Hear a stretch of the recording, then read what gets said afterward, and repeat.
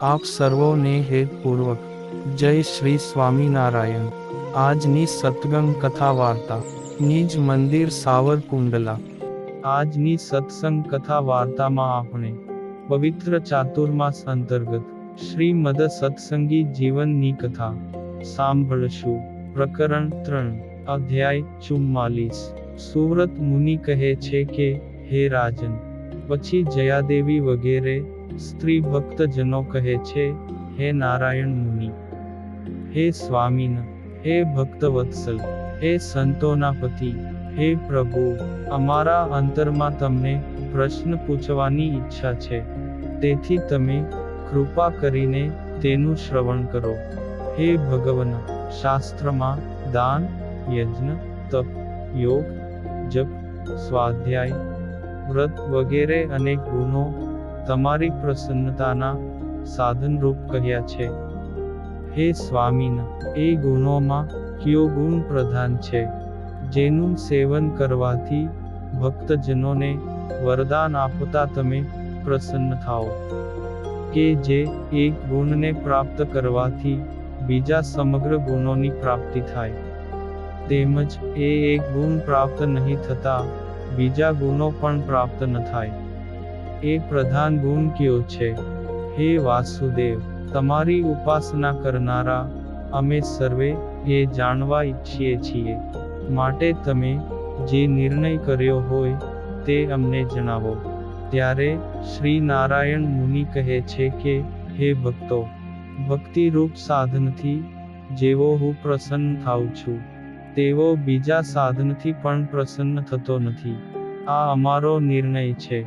વળી દાન, યજ્ઞ, તપ, યોગ, જપ, સ્વાધ્યાય, વ્રત વગેરે સાધનોના રૂઢી રીતે કરેલા અનુષ્ઠાનથી પ્રસન્ન થાઉં છું, પરંતુ ભક્તિથી જેવો પ્રસન્ન થાઉં છું, તેવો તો તેનાથી પણ પ્રસન્ન થતો નથી, ને મારી પ્રસન્નતાનું સાધન વિપ્રત્વ, દૈવત્વ કે દીક્ષા સ્વીકારવાથી પ્રાપ્ત થયેલો ઉત્કૃષ્ટ બીજો જન્મ પણ નથી। કેવળ ભક્તિ જ મારી પ્રસન્નતાનું સર્વોત્તમ સાધન છે। હે મહાવ્રતને ધારણ કરનારા સ્ત્રી ભક્તો, ભગવાનના મહાત્મ્ય જ્ઞાનયુક્ત સ્નેહપૂર્વક 9 પ્રકારે પરમાત્માનું સેવન કરવું, તેને ભક્તિનું લક્ષણ જાણવું। મનુષ્ય સ્વરૂપમાં હોવા છતાં પણ શ્રી કૃષ્ણ પરમાત્મા સમગ્ર ઐશ્વર્ય સંપન્ન છે, દિવ્ય મંગલ શરીરને જ ધારણ કરે છે। આ પ્રકારે તેમનો મહિમા સમજવો। આ પ્રકારે મહાત્મ્યયુક્ત ભક્તિરૂપી એક જ ગુણ પ્રાપ્ત થાય તો બીજા સર્વે ગુણો પ્રાપ્ત થાય છે, ને તેની પ્રાપ્તિ નહીં થવાથી બીજા ગુણો હોય તો પણ નહીં જેવા જ જાણવા। માટે જે પ્રતિદિન ભક્તિનું આચરણ કરે, પરંતુ જો મહાત્મ્ય જ્ઞાન ન હોય તો તે ભક્તિની અભિવૃદ્ધિ થતી નથી। મહાત્મ્ય જ્ઞાને રહિત કેવળ ભક્તિ નિષ્ઠા ધરાવતા ભક્તને શમ દમાદિક ગુણો પ્રાપ્ત થતા નથી। મહાત્મ્ય જ્ઞાને રહિતની ભક્તિ આરંભિક દશામાં વૃદ્ધિ પામેલી જણાય, છતાંને જેમ ક્ષય રોગથી ઘેરાયેલી સ્ત્રી તરુણી થયા પહેલા જ અવશ્ય વિનાશ પામે, તેમ કાળે કરીને એ મહાત્મ્ય જ્ઞાને રહિતની ભક્તિ ક્ષીણ બને છે। એ ભક્તિનો ક્ષય થતાં જ પૂર્વે સંપાદન કરેલા શમ દમાદિક સદ્ગુણોનું રક્ષણ કરવા પ્રયાસ કરે, છતાંને એ ગુણો બલાત વિનાશ પામે તેમાં કોઈ જાતનો સંશય નથી। માટે મહાત્મ્ય જ્ઞાને સહિત આચરણ કરાયેલી ભક્તિ તો પ્રતિ ક્ષણે અતિશય બલવાન બને છે, તેમજ દાવાનળની શિખા સમાન વિશેષ ને વિશેષ વૃદ્ધિ પામે છે।